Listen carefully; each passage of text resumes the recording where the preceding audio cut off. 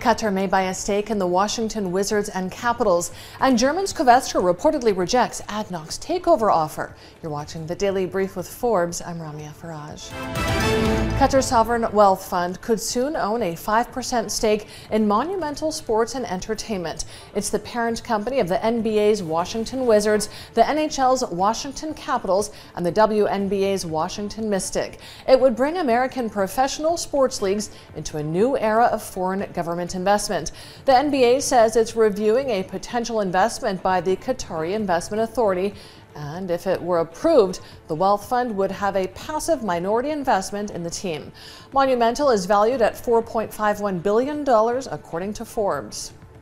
German plastics and chemicals firm Covestro has reportedly rejected an initial takeover proposal from ADNOC, as it termed the offer too low. Covestro officials said the valuation proposed by ADNOC doesn't provide ground for further talks, while raising questions about whether ADNOC would be the best owner for some of the company's assets. However, the German firm said it may be open for a deal on better terms. ADNOC reportedly informally proposed between $10.9 and $12 billion in an acquisition deal, implying a 40% premium on its latest closing price. Tunisia has received a $268.4 million loan from the World Bank to fund renewable energy project Almed. Almed will cost $931 million in total.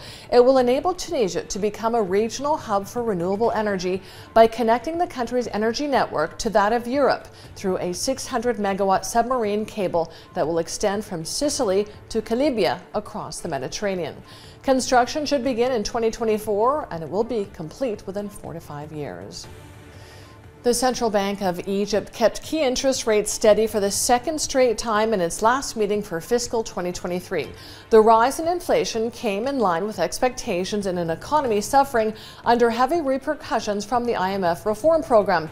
Egypt kept its various rates at between 18.25% and 19.25%.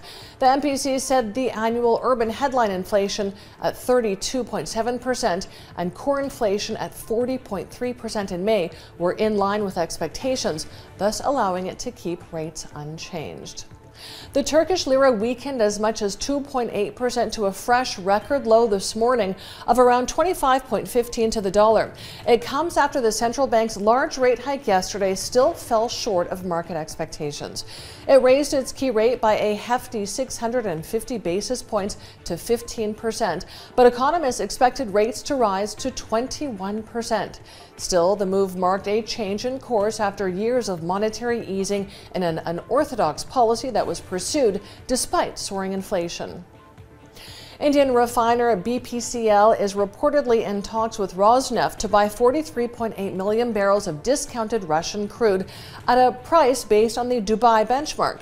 The deal would deepen India's commitment to Russia, which is now its biggest oil supplier. It would also mark a continued shift by Rosneft to pricing its oil against the Middle Eastern benchmark used in Asia and away from the Europe-dominated Brent.